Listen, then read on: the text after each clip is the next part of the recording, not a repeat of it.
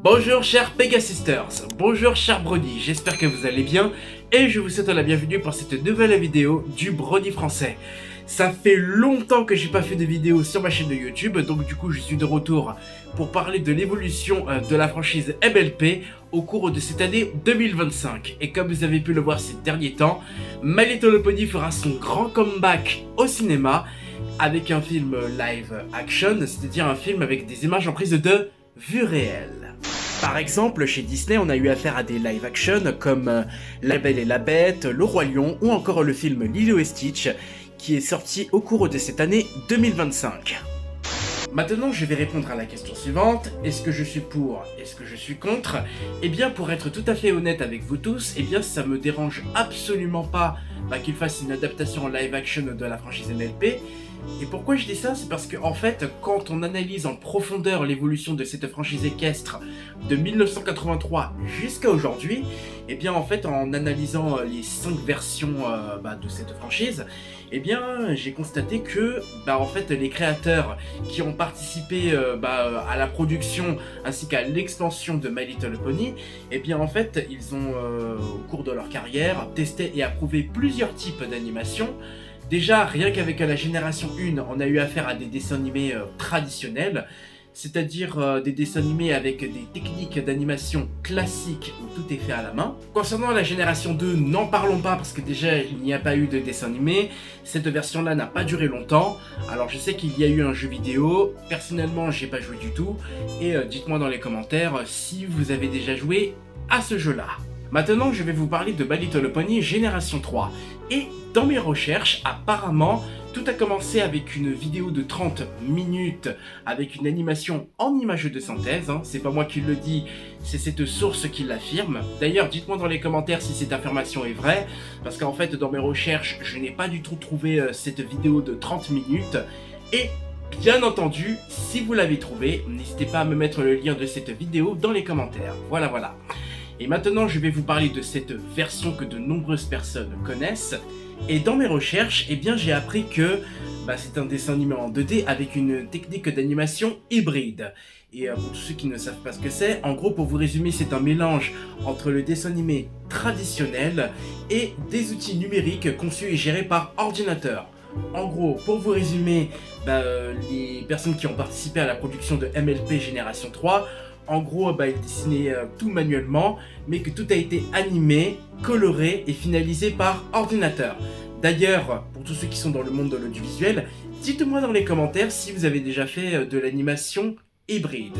Allez, soyez nombreux! Maintenant, il est grand temps pour moi de vous parler de l'une de mes versions préférées, développée par Lauren Faust, qui est My Little Pony, l'amitié c'est magique, ou MLPG4 comme on le dit chez de nombreuses personnes. Et au niveau résultat, eh bien en fait, c'est de l'animation en flash. En gros, pour vous résumer, les personnages et les décors sont gérés par ordinateur avec des logiciels comme Adobe Flash. D'ailleurs, le nom de ce logiciel a changé aujourd'hui. D'ailleurs, pour tous ceux qui sont dans le monde de l'audiovisuel, eh bien, dites-moi quel genre de vidéo avez-vous fait avec ce programme informatique.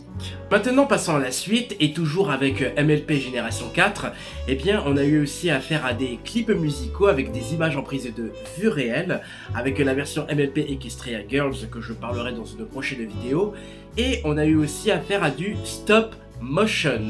Et pour tous ceux qui ne savent pas ce que c'est, eh bien, pour vous résumer, c'est un style artistique qui consiste à animer des objets réels, image par image. C'est un travail qui demande beaucoup, mais beaucoup de patience. Et d'ailleurs, dans le monde du cinéma et de la télévision, je peux par exemple vous citer L'étrange Noël de Monsieur Jack que je regarde tous les ans à Halloween, et les créateurs de l'époque ont eux aussi utilisé ce style d'animation. Et franchement, je vous le dis, ce film est vraiment à voir. Et d'ailleurs, si vous l'avez vu, n'hésitez pas à m'en parler. Voilà. Et enfin, je vais vous parler de la 5e génération.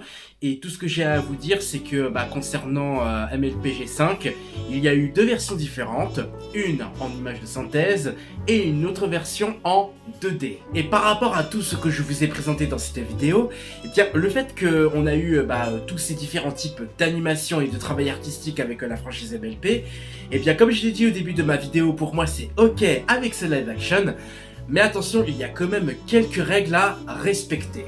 Alors déjà, il faut surtout pas que ce soit un film en mode « Allez, je fais tout à la va-vite juste pour l'argent, l'audience et le chiffre d'affaires, et je mets la pression sur tout le monde juste pour finir les choses à temps, dans le seul et unique but d'avoir des millions de vues sur internet !» Non, ça faut éviter, parce que si je vais dans une salle de cinéma et qu'après je deviens aveugle parce qu'on me met à l'écran des décors ainsi que des personnages moches avec un scénario totalement bâclé, parce qu'on met carrément la pression sur tout le monde, non, ça faut éviter. Moi j'ai envie d'être en mode Pinkie Pie si je sors d'une salle de cinéma, parce que si je suis déçu, et bien en fait malheureusement je risquerais d'inonder toute une salle de cinéma avec mes larmes, et ce n'est pas le but. Bon ok, j'exagère un petit peu, mais après soyons positifs.